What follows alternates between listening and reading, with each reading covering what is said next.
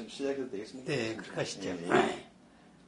아산 관련 구술자료 수집 사업, 아산 정규가 나 오늘은 정규 사무국장이신 이상훈 선생님 모시고 인터뷰를 진행하도록 하겠습니다. 오늘은 10월 1일 오후 2시입니다.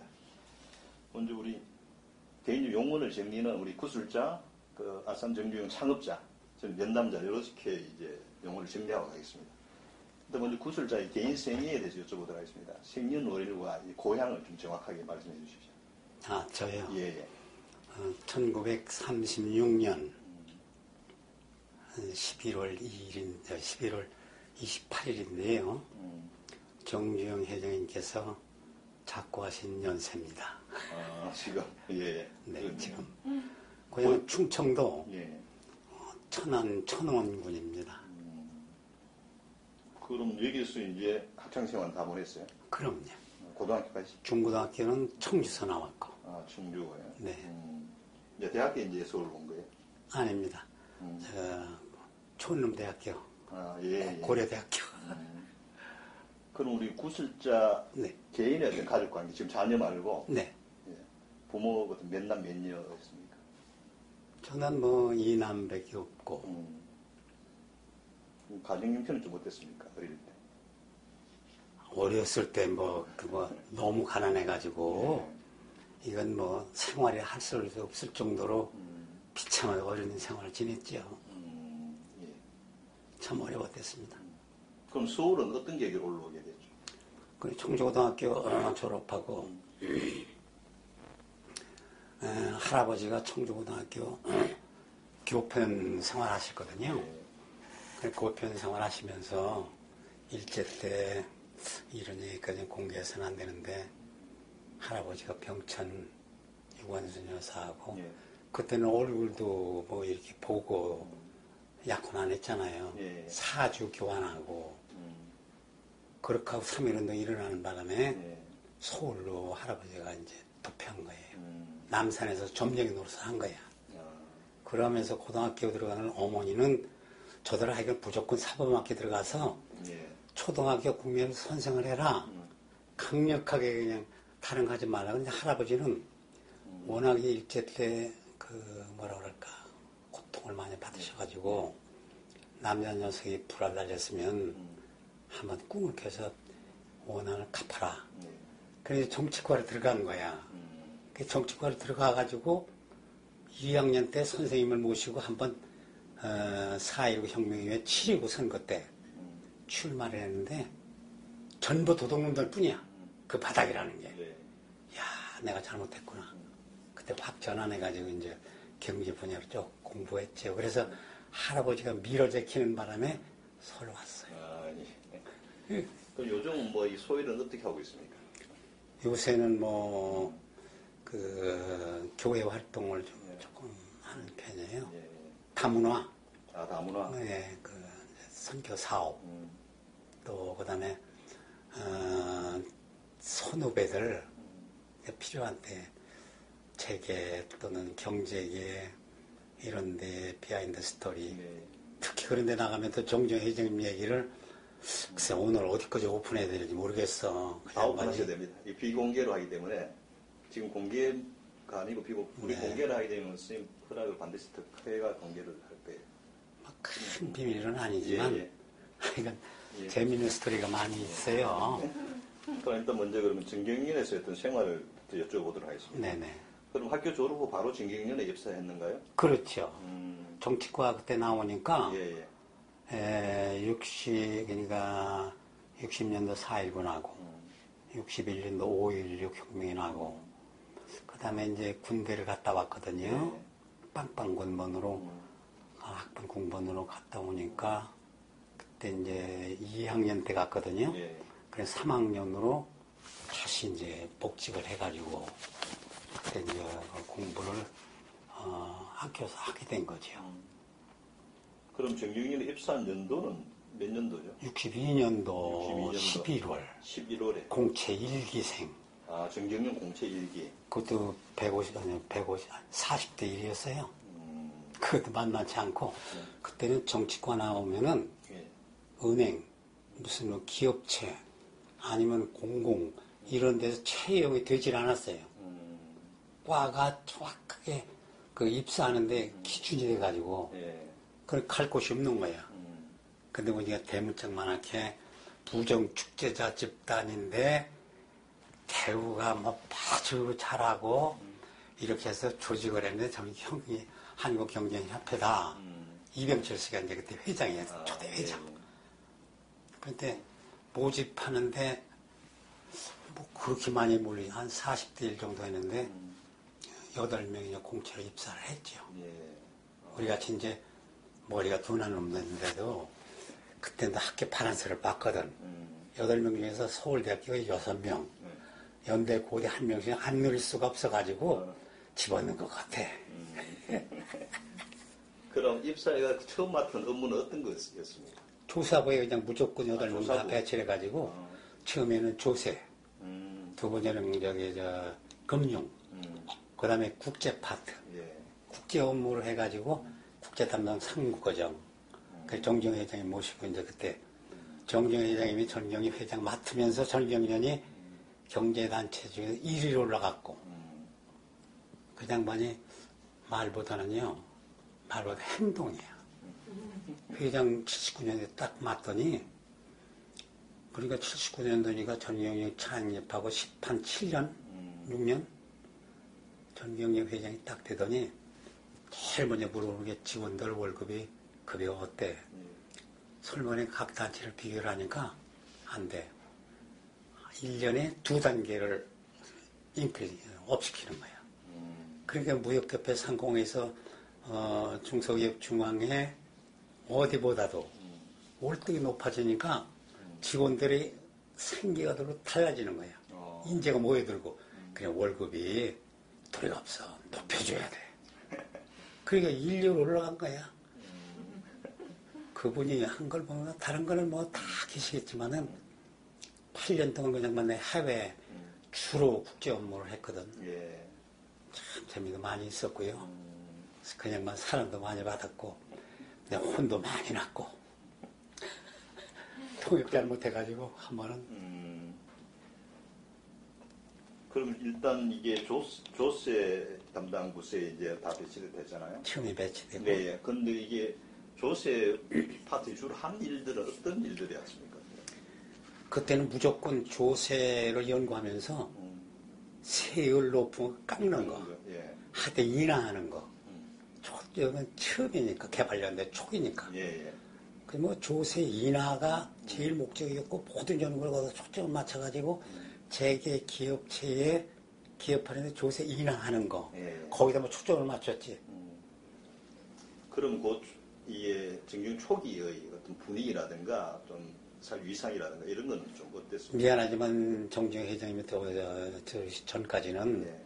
부정축제자 집단이라는 것을 벗기도 어려웠고 이미지 자체가 그렇게 이미지도 그렇고 그 다음에 이제 그 경제계나 사회나 모든 사람들이 이거 뭐 대기업들 무슨 뭐 그때는 삼성 3분 폭리도 나오고 그랬잖아요.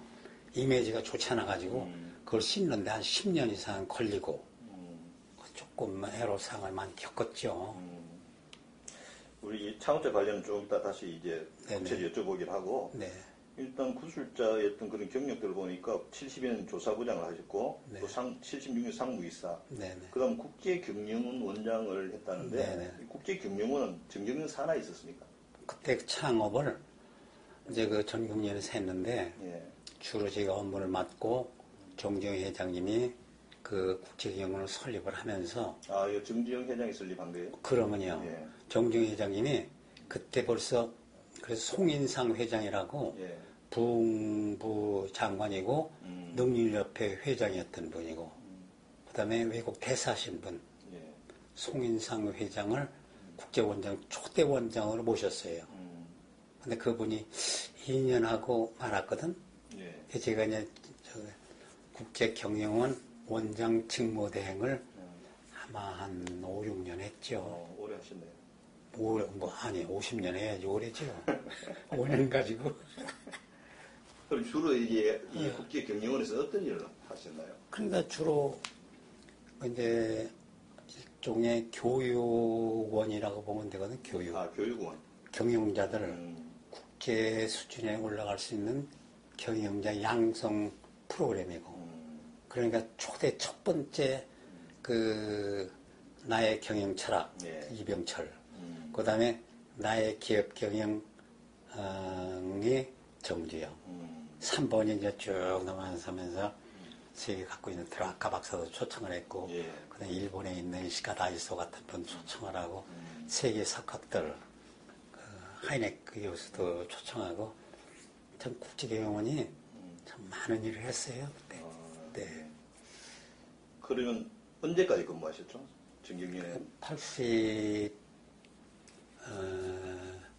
80년도까지 했어요. 많이 했죠. 머리가 나쁘니까 오랫동안 18년 그동안 있었던 거야.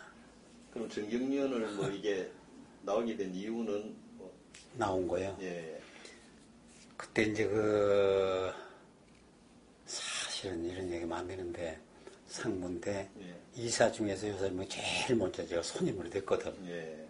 근데 이제 정주영 회장께서 전두환 대통령한테 찾아 들어갔다고.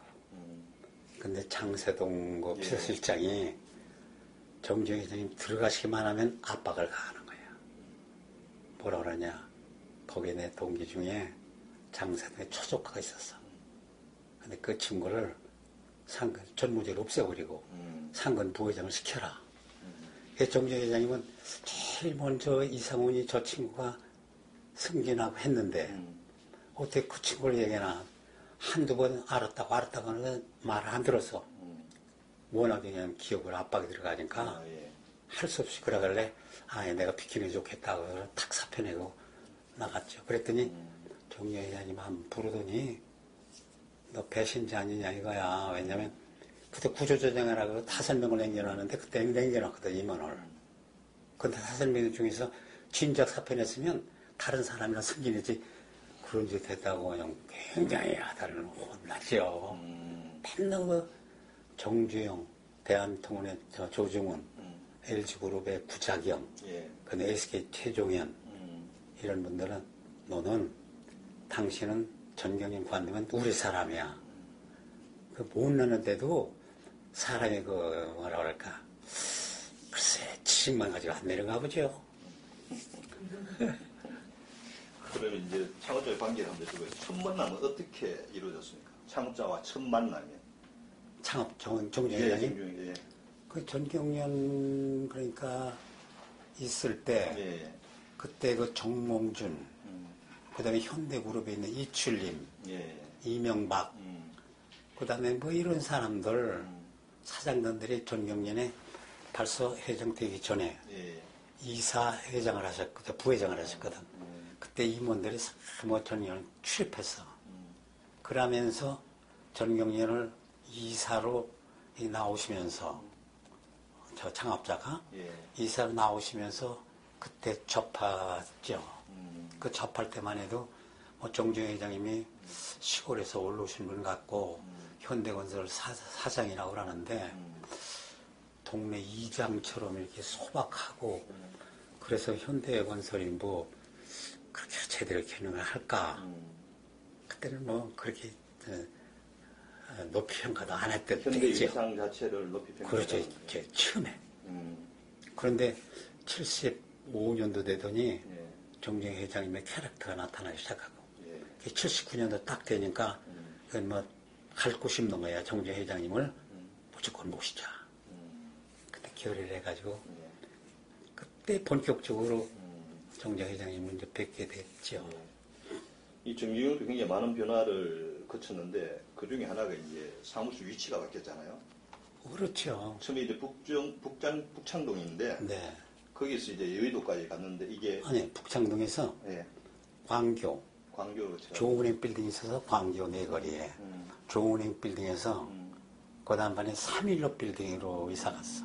예. 그 316 빌딩 때 그때 정주영 회장님이 회장이 되시면서 도부사리가 뭐냐.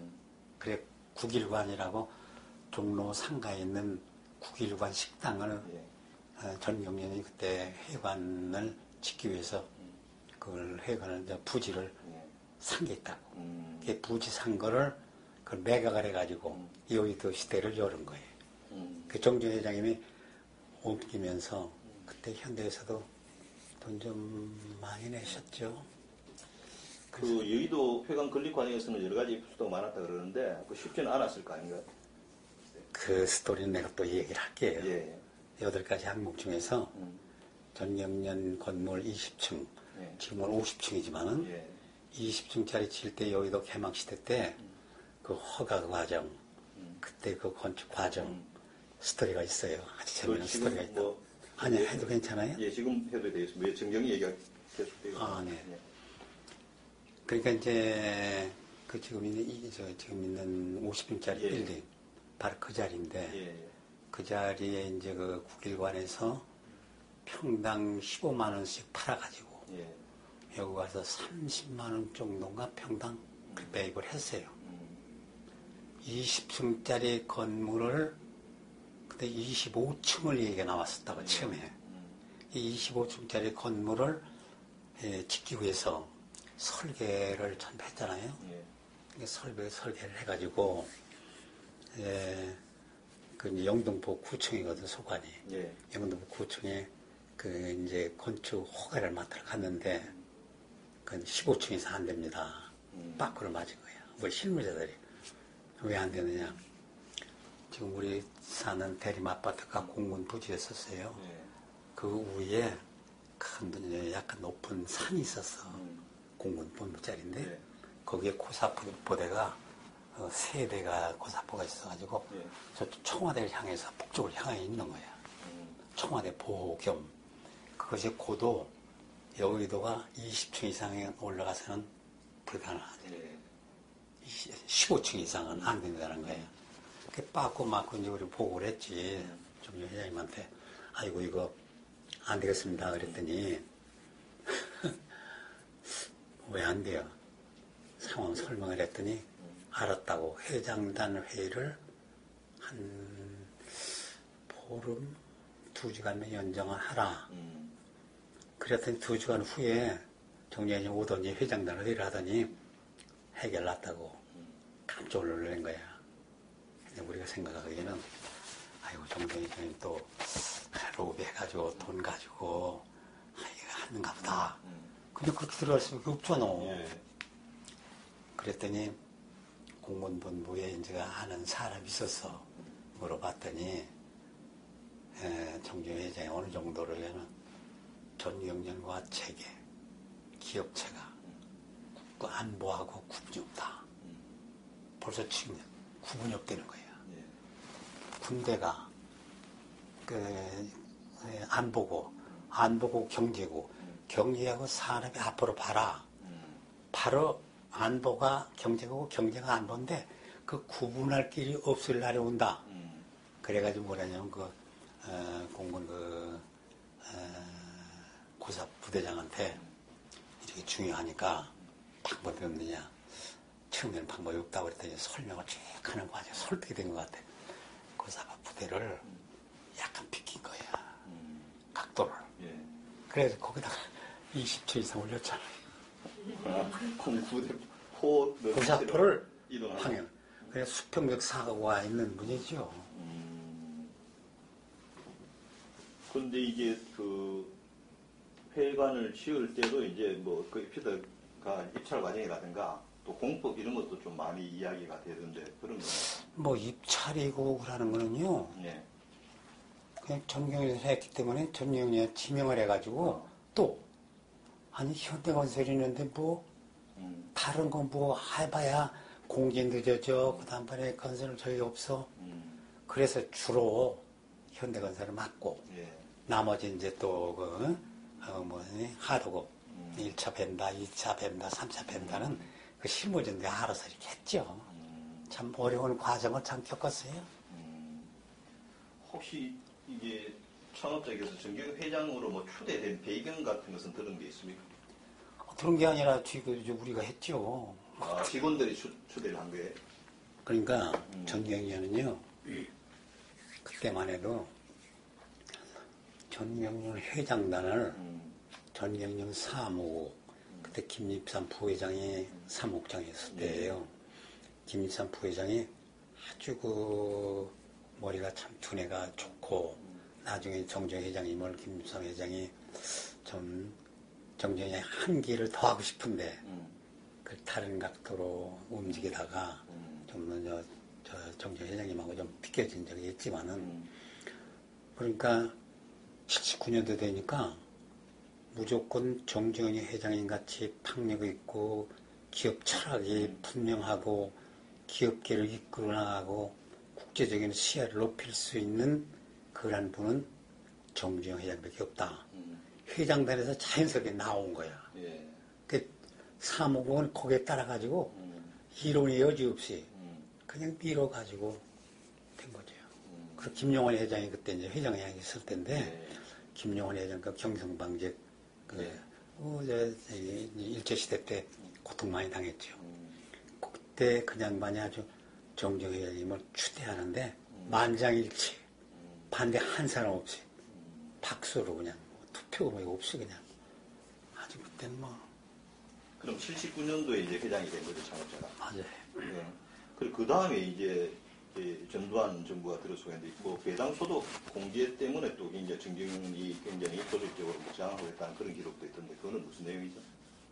배당 소득? 예, 배당 소득 네. 공제 제도 철폐를 위해서 정경련에서 이제 조직적인 저항 운동을 펼쳤다고 기록이 나와 있거든요. 그때 정말 저항 운동이라고 그랬지만은 그때 벌써 전두환 정권이 딱 들어서자마자 예. 제일 먼저 찾은 게 뭐냐면 정정 회장을 찾았다고요. 전두환 예. 대통령이 그 전두환 대통령의 얽혀진 설화가 참 많아요. 그때 이제 이 세제 이행 인하 예. 한참 작업을 하고 그러는데 그때도 몇 사람들은 중소기업 속하는 중견기업 같은 사람들은 대기업에 대한 저항이 있었어요. 그러니까 그때는 기업에 정말로 참 출자라고 공개기업, 소위 IPO 나가고, 그때는 코스닥이 없었지만은, 네. IPO 그 주식시장에 나갈 때는 투자하는 사람들, 모든 사람, 엔젤 투자를 비롯하고 모든 투자가들이 배당 보고 하는 거 아니에요. 그러니까 배당 소득이 이제 많아지니까 네. 그것을 배당 소득에 대한 과세를 네. 명확히 때린 거야. 그 때리다 보니까 전경련으로서는 아니 기업이 크기도 전에 그리고 정정 회장님의 그때 그 기업 경영 기업계 철학이라는 게요. 딱 두 가지 기업 윤리는 따로 있다.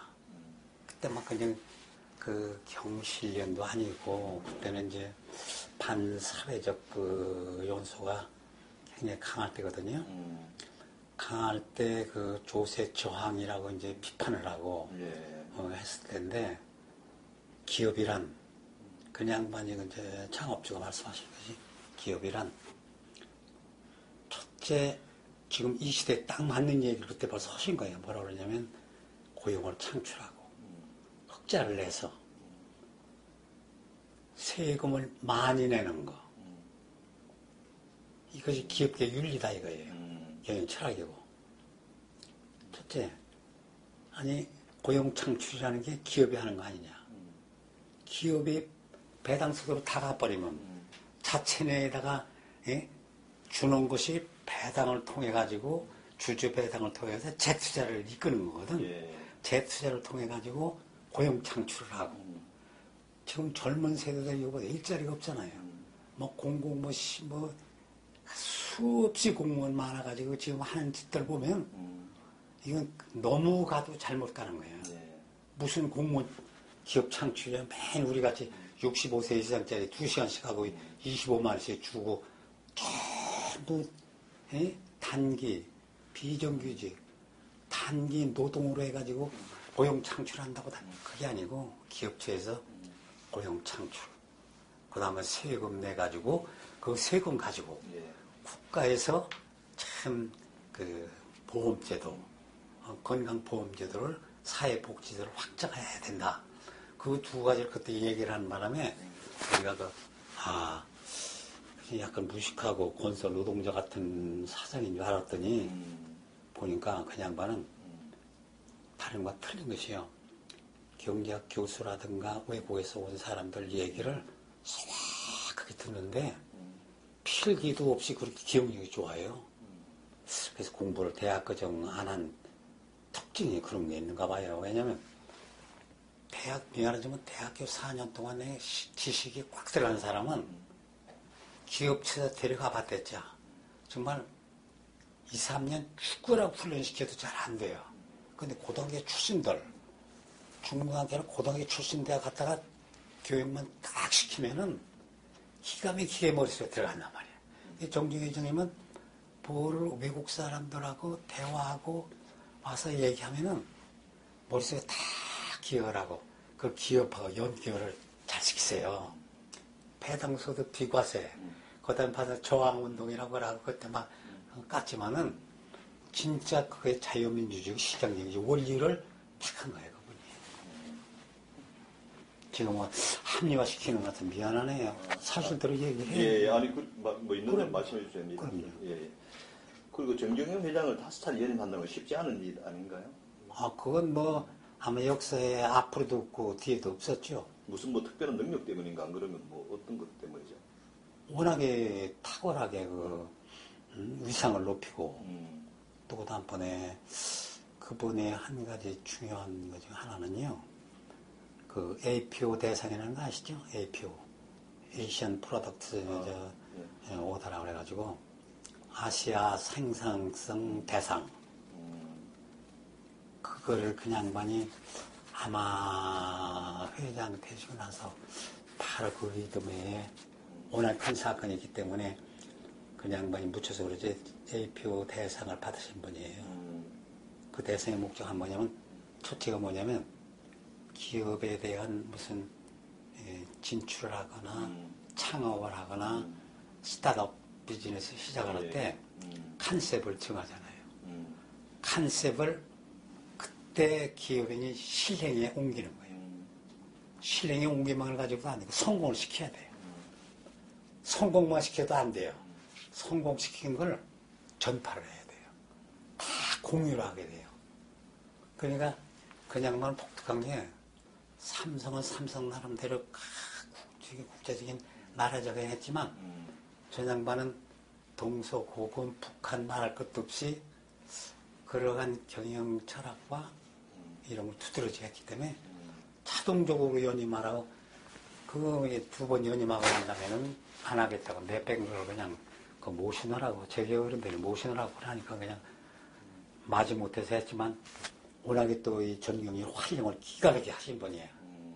우리가 살쪘단들이 한 50명 오잖아요. 예. 그럼 현대 사장단들은 이제 이름표 없이라도 30명, 40명 같이 몰아넣어.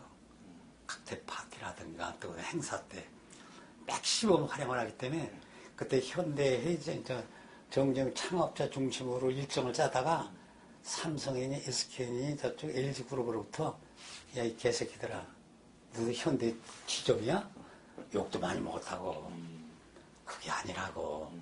한 번은 정정 회장님한테요. 바른 소리를 제가 많이 해가지고 아주 찍히기도 했었다고. 한 미국을 모시고 가는데 미국에 있는 사람들은 한 120명을 초대를 해서 파티를 하는 거야. 예. 그때 초대한 사람이 뭐냐면 우리 물건을 사가는 사람이 오면 좋은데 예. 현대그룹하고 한국에서 사오는 수출업자를 초대해가지고 거꾸로 그 사람들을 기가 막히게 돈을 들여가지고 파티를 해주는 거야. 이상하다. 우리 물건을 사가지는 가는 놈들이란 모르는데 그 물건 우리가 사주는 업자인데 사주는 업자에 코미션을 먹고 그다음에 수수료를 먹고 고객 특혜를 받고 대접을 받아야 되는데 거꾸로 하시는 거야. 회장님, 현대그룹 돈이 국가 돈 아닙니까? 국가에서 지원 많이 했지 않습니까? 그건 안 되죠. 그랬더니 이 사람아 자네 대학 공부 헛했네. 화가 나가지고 현대그룹 사장단들은 이명박 대통령 같은 사람 무진장하게 혼나고 출장 보고를 정정 회장님이 못하고 MB 같은 경우는 우리한테 대신 보고를 해달라고 출장 보고도 못했어. 대들고 우리는 할 수밖에 없었지. 그러니 이 사람아, 세상이라는 건 그 상대방이 좋게 한 사람만 딱 좋게 해주고 인생을 비즈니스는 그런 게 아니고 저런 사람들을 촉대로 기가면 해야 자기한테 주문 들어오는 게 부르부르 연결시켜주는 포물선. 그거 모르는구만. 블루오션이라는 게 뭐 아무 경쟁 없는 거 그게 아니야. 경쟁이 있는 사회에서 그걸 이쪽으로 끄는 거 두고 보라고. 그 무식한 소리 하지 마라. 사표를 내야 되겠다. 근데 가만히 생각하라고 책을 보고 딱 그렇게 했는데 맞더라니까요. 혹시 그 뭐 현대 경영 태도란 피터 드러크 교수가 그 창업자 회장이었대요. 언제 왔죠, 이분은? 그때 2기 때가 3기 때 한 번 오셨어요. 2, 3기 때. 허만 칸이 또 미래학자면서도 네. 한국의 팬 아니에요. 한국은 너무 밝게 보는데 이 드라카 박사는 경영 철학이지만 예. 드라카 박사는 이병철 씨하고 좀 가까운 맥을 잡고 예. 허만 칸 분은 험한 칸. 예. 미래학자지만은 참 그 미래를 본 놈 중에서 한국을 너무 밝게 보고 좋게 봤어. 그리고 철학이 정중 회장님만 맞아떨어진 게 허만 칸 박사였죠.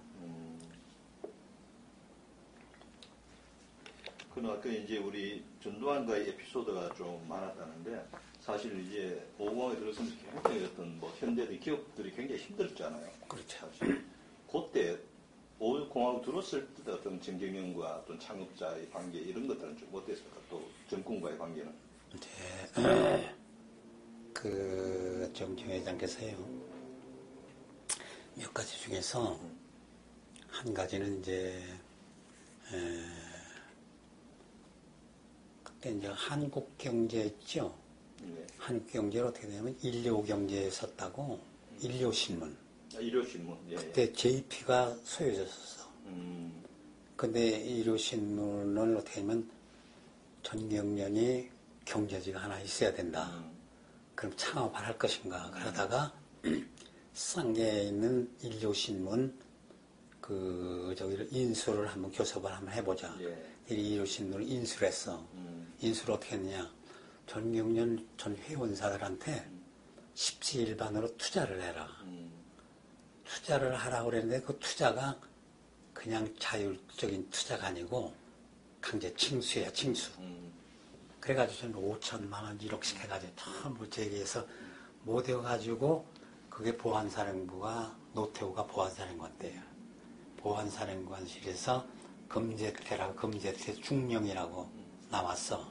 그때 주로 이제 우리하고 중심이 돼가지고 참 출자를 받아가지고 인수를 해가지고 그래 이제 그때 이교행 씨라고 한국경제 사장이 초대 사장을 했다가 그 다음번에 이대 또 누구한테는 남겼다가 결국 이 사람들이 신문 기자로서는 전데 경영자로서는 어려우니까 정경 회장님이 아야 신문사 사장을 맡으면 어떻겠냐 그러니까 정경 회장께서 내가 사장을 맡으나 정경 회장이 그렇게 하면 안 된다.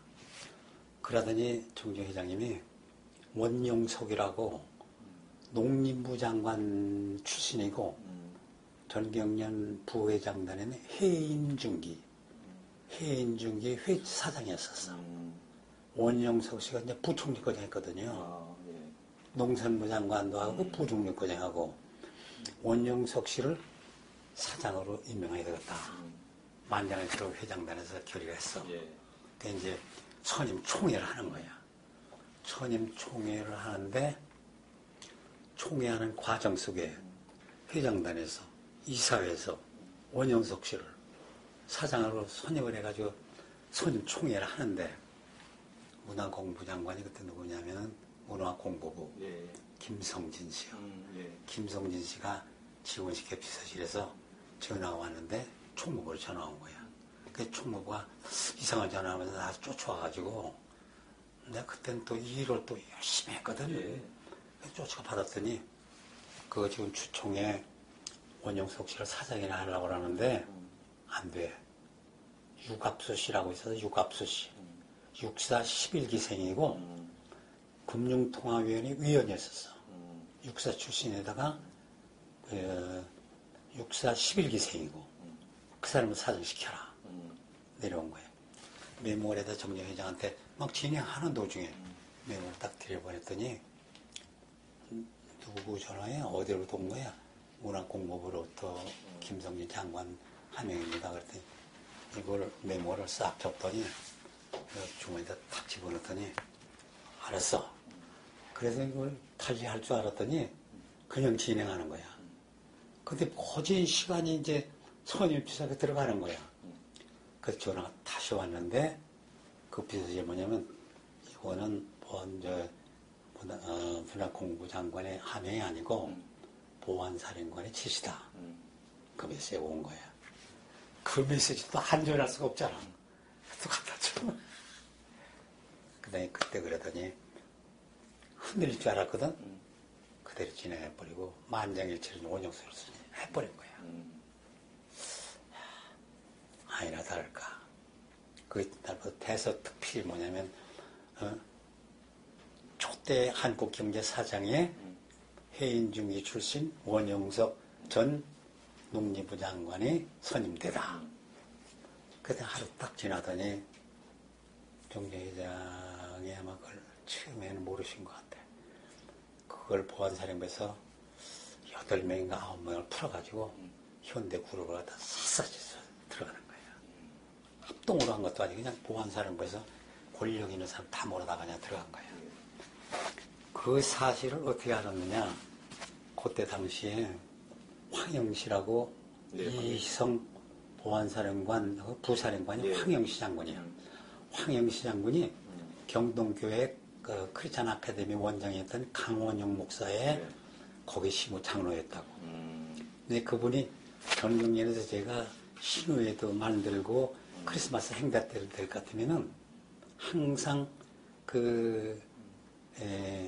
군인에서도